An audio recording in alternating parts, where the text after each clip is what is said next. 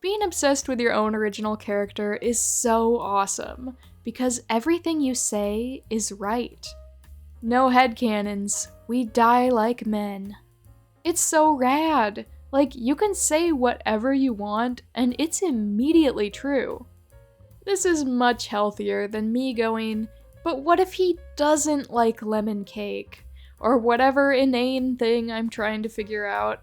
About a guy who literally only exists to me. Me constantly changing my story and lore to my own whim, but it's okay because nobody knows about it. Like, yeah, sure, why not? My character owns a lifetime supply of the thing that makes peppers hot for no reason.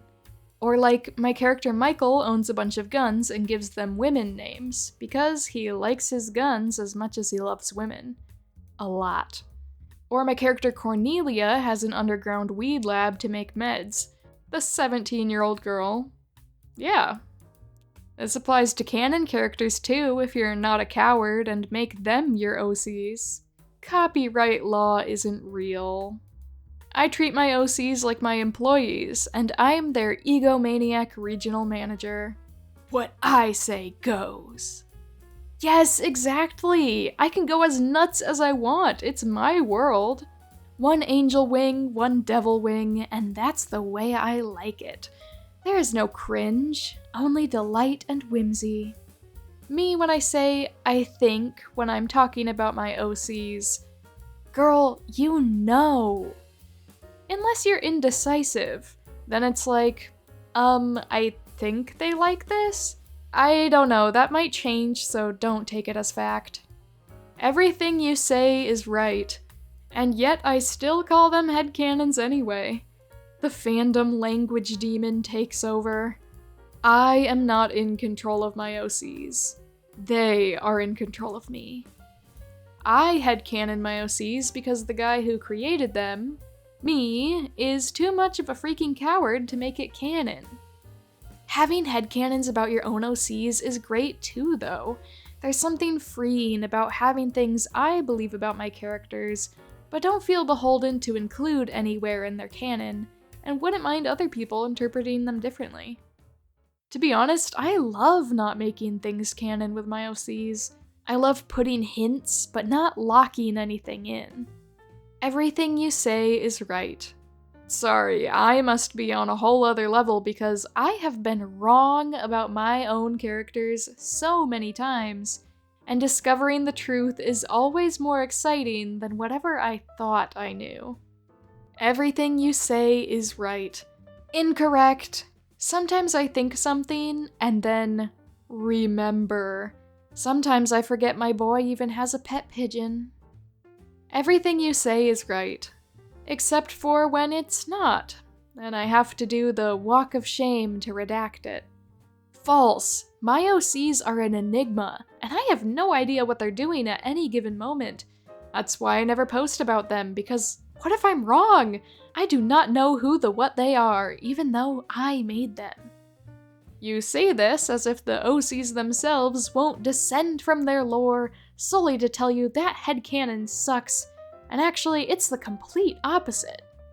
It's not true. If I imagine something wrong, I can physically feel them knocking their brooms against the ceiling inside of my brain.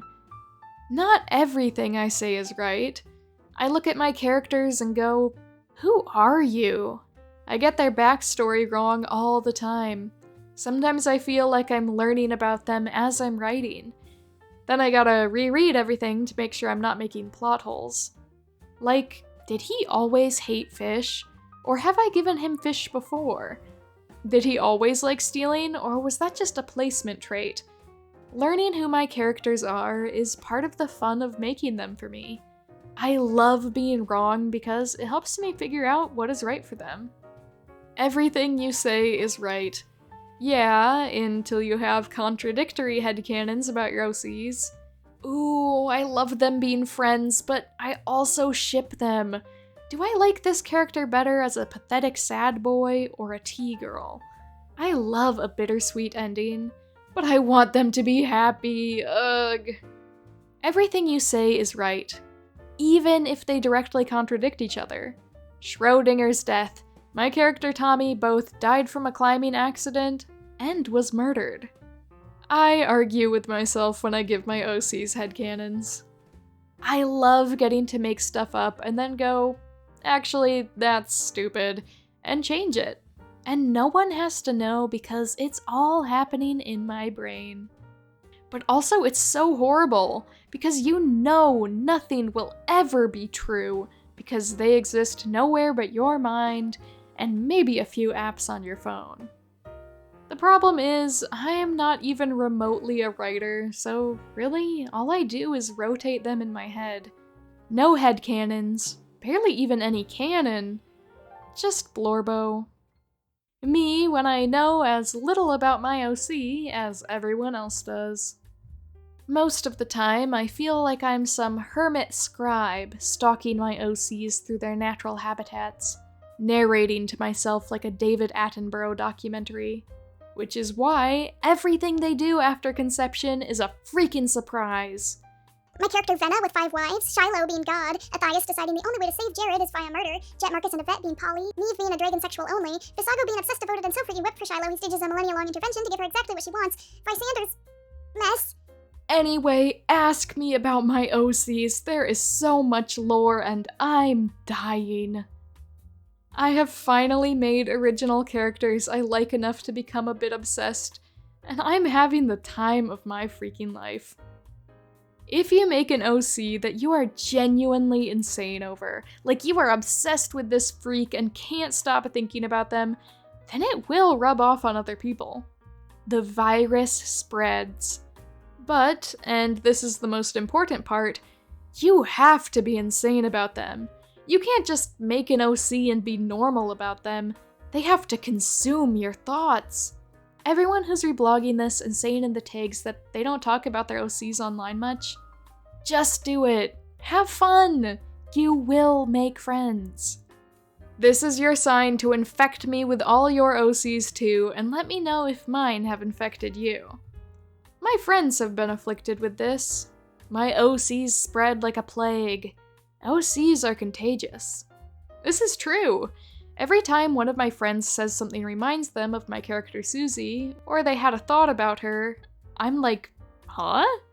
And then I remember, being friends with me and not hearing about Susie are not two things that can happen at the same time. Please don't be scared. It might take some time, but people will see you and hear you. People care. Can confirm you can make friends regardless of how annoying you think you're being. I need to write my story so other people can see my Blorbo and rotate him in their heads. I will actively think one of my OC's names at random. It's almost starting to concern me. At least it'll be nice to share that with others one day. All characters are original characters. Be cringe about your babies. They deserve love. Every character you're obsessed with started as an OC in someone's brain. Big thank you to my Patreon members, my little ruse. Kuski55, Nebulatic Vexen, Sam, Donka42, John Huang, Laser Scorpio, Night Avenger, Mintara, Somnophobic Danny, Savage Otters, Valzy, RG Laws Writer, and Terabyte AIX.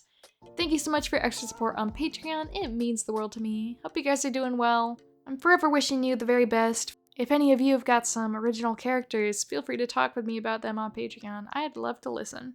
And the same thanks to my YouTube channel members, my mini-ruse, AD, Taylor Thompson, Foxstar Killer, and this person 10. Thank you so much for your extra support. I'm so glad to have you be a part of my YouTube channel. I hope you guys are doing well.